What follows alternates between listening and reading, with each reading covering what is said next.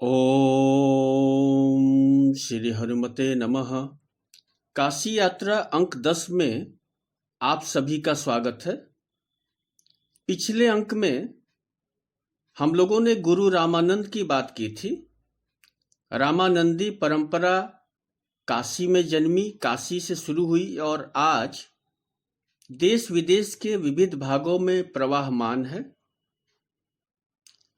गुरु रामानंद से प्रत्यक्ष दीक्षित या गुरु शिष्य परंपरा में दीक्षित सन्यासियों, वैरागियों, संतों की देखिए एक लंबी श्रृंखला है। सब पर चर्चा तो संभव नहीं है। उस सूची से 3 संतों कबीरदास, तुलसीदास और संत रैदास पर हम लोग यहाँ चर्चा करेंगे। इन तीनों संतों ने काशी की आध्यात्मिक ऊंचाई को दिव्यतम बनाया और ये तीनों संत स्वयं में पूर्ण धर्म है। एक बात हमेशा याद रखें, धर्मों का जन्म संतों से होता है और विनाश जो होता है वो पंडितों से, तथाकथित बुद्धिजीवियों से होता है। तो आज के अंक में हम लोग कबीर साहब को याद करेंगे। तो आइए उनके एक भजन से अपनी बात शुरू करते हैं। सुनता है गुरु ज्ञानी ज्ञानी, ज्ञानी ज्ञानी, गगन में आवाज हो रही, झीनी झीनी, सुनता है गुरु ज्ञानी ज्ञानी। पहिले आए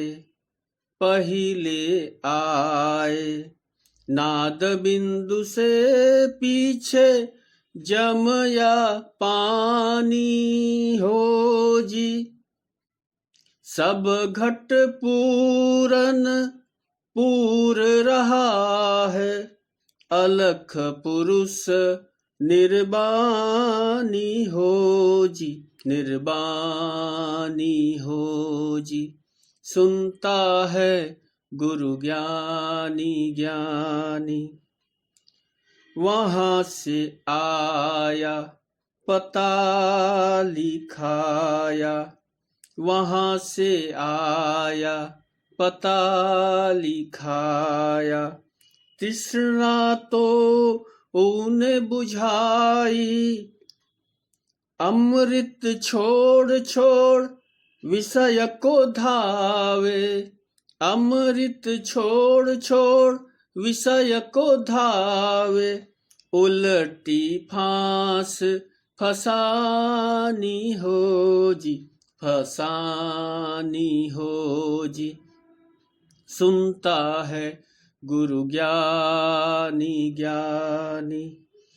कहत कबीर सुनो भाई साधो, कहत कबीर सुनो भाई साधो, जाई अगम की बानी रे, दिन भर जो नजर भर देखे, दिन भर रे जो नजर भर देखे, अजर अमर वो निशानी हो जी, निशानी हो जी।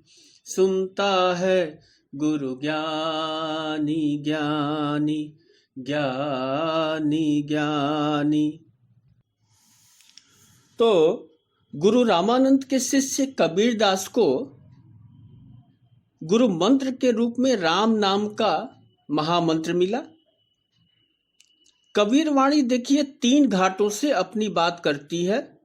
एक घाट है गुरु का, दूसरा घाट है राम का, परमात्मा का, और तीसरा घाट है काम का, जहां कबीर साहब अपनी कुटिया लगा के बैठे हैं, निंदकों से भरी हुई कुटिया, जहां वे स्वयं से बातें करते हैं। और ये तीनों घाट जो हैं भक्ति के हैं, गुरु का घाट, राम का घाट और काम का।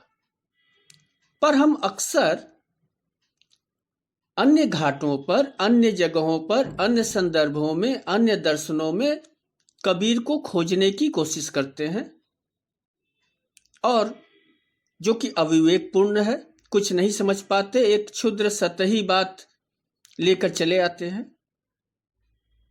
अब एक आम बात है कि कबीरदास एक महान समाज सुधारक थे, और यही पढ़ते सुनते हम लोग आए भी हैं विद्यालयों में। पर याद रखें, कबीर राजमहल से नहीं आए, न किसी गुरुकुल से या नालंदा तक्षशिला से। कबीर अनगढ़ हैं। उनकी भाषा थोड़ी कटु जरूर है, लगता है कि संदेश दे रहे हैं, कुछ सुधारना चाह रहे हैं, पर सबकी खैर मांगने वाला, सबकी भलाई हो ये चाहने वाला सुधारक हो ही नहीं सकता, क्योंकि सुधारक के लिए एक शर्त है, कोई कमी खोजना।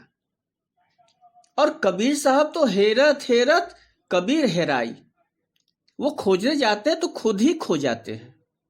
वो तो सबको स्वीकार करने वाले हैं। कबीर वाणी भी है, मन माया तो एक है, माया मन ही समाये, तीन लोक संशय पड़ा, काहि कहूं समझाए। या कौन किसको समझाएगा, कौन किसको सुधारेगा, जब सब कोई संशय से ग्रस्त है। और यह जो दुनिया है ना, वो हमारे मन का ही विस्तार है। तो कबीर साहब को समझना है तो इन तीन घाटों से ही पर ही हमें जाना पड़ेगा। एक बात और स्मरण रखें कि कबीर साहब की जीवनी पढ़ने से, जीवन यात्रा पढ़ने से आपको कोई लाभ मिलने वाला नहीं है। क्या पढ़िएगा? काशी में जन्मे, हजारों वर्षों से, लाखों वर्षों से काशी में जन्मते मरते लोग आ ही रहे हैं। जुलाहे के घर पैदा हुए, जिंदगी भर जुलाहे ही रहे, कपड़ा बुनते रहे, बेचते रहे, कोई कहीं विशिष्टता नहीं, अति साधारण जिंदगी, और पढ़े लिखे तो थे ही नहीं। मसी कागज छुओ नहीं, कलम गयो नहीं हाथ। पर देखिए, उसकी ग्लानि भी कबीर को नहीं है, क्योंकि वे जानते हैं कि 2.5 आखर प्रेम का पढ़े सो पंडित हो। यही 2.5 आखर संत शिरोमणि कबीरदास की पूंजी है। यह प्रेम ही उनकी मस्ती है, शुद्ध चेतना है, अस्तित्व है।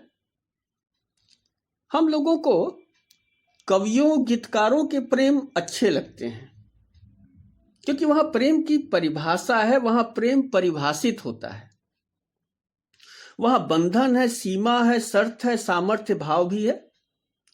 पर कबीर का प्रेम, संत का प्रेम अपनी हस्ती मिटाने की कला होता है, अपने को छोड़ने की विधि होता है, त्याग ही उसकी आत्मा है। संतो जागत नींद न कीजे, दिन में भी जो सपने देखे, रात में भी, नींद में भी जो सपने देखे, यह जगत की माया है। संत सपने नहीं देखता, कोई आश्वासन नहीं देता, वह होश में रहता है, बोध में रहता है। और इस अंतर को जरा समझिएगा। कबीर साहब का धर्म ही कर्म है और कर्म ही धर्म है, वहां कोई विभाजन नहीं है। अपने जुलाहे कर्म से इतना प्रेम था कबीर साहब को, इतना प्रेम था कि प्रेम को पूरा करते करते विश्व का रंगमंच सामने नजर आ जाता है, सृष्टि चक्र हाथ में लग जाता है।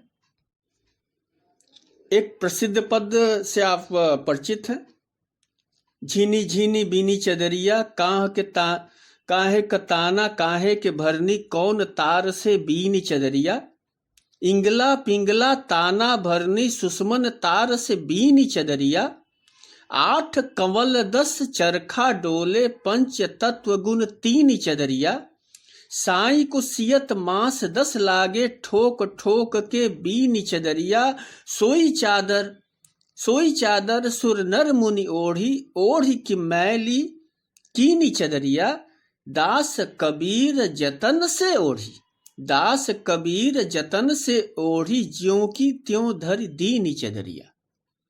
इस पद से आप सभी परिचित हैं। अब देखिए, कबीर जिस चादर को बुन रहे हैं वह जीवन की चदरिया बन जाती है। उसको भी बुनने में 10 मास लगता है, और जिसे परमात्मा बड़ी चैन से बुनता है, और वह कभी दोहराता नहीं। सब चदरिया विशिष्ट है। सब चादर 5 तत्वों क्षितिजल पावक गगन समीरा से बनी है। 8 कंवल 10 चरखा डोले, पंच तत्वगुण 3 चदरिया। 8 पहर 10 चरखा, यानी कि 5 ज्ञानेन्द्रियां, 5 कर्मेंद्रियां और 3 गुण, सतगुण, रजगुण और तमगुण। तो इन सब से मिलकर वह चदरिया तैयार हुई। कबीर कहते हैं, नासमझी से, भोग से यह चादर लोग मैली कर रहे हैं, पर मैंने जतन से ओढ़ी है। होश के साथ, बोध के साथ ये चादर ओढ़ी है, और परमात्मा की चादर ज्यों की त्यों रख दी, कोई दाग नहीं लगने पाया। अब यही तो मोक्ष है। तो कबीर अपनी कुटिया में चादर बुनते हुए भी, छोटे छोटे काम करते हुए भी भस्मांत शरीर के उस उच्च धरातल पर पहुंच जाते हैं जहां उपनिषद का ऋषि बैठा हुआ है। यह स्व महिमा की शिखर यात्रा है, यानी कि आप जहां हैं वहीं से ऊर्ध्व गति से आप ऊपर की ओर जा सकते हैं। और हमेशा ख्याल रखें, हमेशा याद रखें कि जीवन छोटे छोटे चीजों से ही बनता है। हमारी मुक्ति भी इन साधारण वस्तुओं से ही होनी है। बस एक ही शर्त है, कर्मसु कौशलम। गीता का संदेश है कि सभी कार्य कुशलता पूर्वक करिए, संभल कर करिए, होश पूर्वक करिए। और यही होश, यही बोध हमें जग से जोड़ता है, परमात्मा से जोड़ता है। इस होश के देखिए कई व्यवहारिक पक्ष भी हैं, कई मायने हैं, कई गहरे अर्थ भी हैं, और हमारी कई समस्याओं का हल भी छिपा है। एक समस्या तो यही है कि मैंने तो संसार में सबके साथ अच्छा किया, बदले में मुझे दुख ही दुख मिला। और ये सबकी बात है। अजीब बात है कि जब आपने अच्छा किया तो परिणाम बुरा कैसे हो गया? कहीं तो कुछ गड़बड़ है। और फिर मजे की बात है कि सभी अच्छे काम कर रहे हैं, तो जगत में बुरा कर कौन रहा है? यह समझने के लिए आपको कबीर सूत्र पकड़ना पड़ेगा। दास कबीर जतन से ओढ़ी। हमने जतन से नहीं जिया, बेहोशी में जी रहे हैं। हमें नशा है कि चादर अपनी है, चादर बढ़िया है, सबसे बढ़िया चादर हम ही ओढ़े हुए हैं। नशे में देखिए कोई गाली दे, कोई मदद करे, कोई मौलिक अंतर नहीं होता। और ध्यान दें, यह नशा है अहंकार का, जो बड़ा ही सूक्ष्म होता है। कबीरदास बात वही कर रहे हैं जो योगेश्वर भगवान श्री कृष्ण ने अर्जुन से कहा था कि कर्तापन के अभिमान का त्याग करो। यह शरीर जो है उस ब्रह्मांडीय शक्ति से निर्मित है, और ज्यों की त्यों धर देने में ही भलाई है। यह आपकी चादर नहीं है। फिर यह कौन किसकी मदद कर सकता है? संसार के सारे अच्छे लोग दुर्योधन की मदद कर रहे थे। कृपाचार्य, द्रोणाचार्य, कर्ण, भीष्म सब अच्छे लोग थे, मारे गए क्योंकि उनमें अहंकार था, नैतिकता का अहंकार था। कोई शपथ लेकर बैठा हुआ था, किसी ने प्रतिज्ञा की थी, किसी ने आश्वासन दिया था। संतों ने कहा, दान सबको भले दे दो, पर कृपा पात्र देखकर ही करना। हमारा अहंकार हमारे निर्णय को प्रभावित करता है। हम पात्रता नहीं देखते और छले जाते हैं। कृष्ण ने सुदामा को गले लगाया तो पात्रता देखकर लगाया। भगवान राम ने सुग्रीव विभीषण को पात्र समझा, राजा बनाया। वहां बोध गम्य निर्णय है, और इसलिए भगवान को कभी पछतावा नहीं होता। हम जैसे लोगों से अहंकार निकाल दीजिए तो कुछ नहीं बचेगा। हम लोग अहंकार का पिंड लेकर जगत में घूम रहे हैं। ऐसा नहीं है कि कबीर के पास अहंकार नहीं है, घमंड नहीं है, बहुत है। और यह अहंकार भी ऐसा कि आपको हंसी आ जाए। यह अभिमान जगत से जुड़कर नहीं है, उस परमात्मा से जुड़कर है। परमात्मा से जुड़ने की शर्त पूरी करके है। मन को निर्मल बनाने का अभिमान है। मन ऐसो निर्मल भया जैसो गंग तीर, पाछे पाछे हरि फिरे कहत कबीर कबीर। अब परमात्मा ही कबीर को खोज रहा है, भगवान ही कबीर को खोज रहा है, मेरा लाडला कहाँ है। यह अस्तित्व की शुद्धि है। कबीर जैसा मैंने शुरू में कहा कि 3 घाटों पर गुरु राम काम के घाटों पर मिलेंगे, एक साथ मिलेंगे, एक समय में मिलेंगे, एक समय में ही बैठकर आवाज भी दे रहे हैं। काम वे जुलाहे का कर रहे हैं, स्मरण वे परमात्मा का कर रहे हैं, सहारा वे गुरु का ले रहे हैं, क्योंकि बिना गुरु राम नहीं मिलेगा। तो काम से राम की यात्रा में गुरु पड़ाव है, विश्राम है, और इसीलिए वह वर्तमान में है। तो आज में, कबीर के आज में गुरु भी है, काम भी है, राम भी है। धर्म अर्थ काम वो सब एक साथ घटित हो रहा है। कबीर के पास देखिए भूत भविष्य की कोई योजना नहीं है, न जन्म मृत्यु की चिंता है। क्यों? क्योंकि वे वर्तमान में विद्वान है और उसी को जी रहे हैं, उसी क्षण को जी रहे हैं जहां उनका अस्तित्व निखर रहा है, और इसीलिए वह प्रसन्न है, गा रहे हैं। कहत कबीर सुनो भाई साधु, जाई अगम की बानी रे, दिन भर रे जो नजर भर देखे, अजर अमर वो निशानी हो जी। तो यह सूत्र अगर हम समझ पाए तो हमारा बड़ा ही कल्याण होगा। जो आज को जिएगा सिर्फ वही ही बस्ती में रह सकता है। और आज मतलब आज यानी अभी, यानी होश, यानी फकीरी, यानी अमीरी, यानी सबूरी। क्योंकि जब आप आज में जीते हैं, और ये आज जो है ये आपको अमीर बनाता है, आपको सब्र सिखाता है। भविष्य और भूत आपको डरवाते हैं। तो कबीरदास का यह सूत्र पकड़ लें तो जीवन सफल हो जाए। अब देखिए 10-15 मिनट में मैं कबीर साहब पर क्या बोलूं, और मुझ जैसे लोग तो 2-3 जन्म भी बोलेंगे तो शायद पूर्णता में संत शिरोमणि कबीरदास को पकड़ नहीं पाएंगे। अतः चरण धूलि लेकर आगे बढ़ते हैं। अगले अंक में हम लोग संत रैदास पर चर्चा करेंगे एवं रामानंदी प्रवाह को फिर से एक बार निहारेंगे। तो आज बस इतना ही। नमस्कार।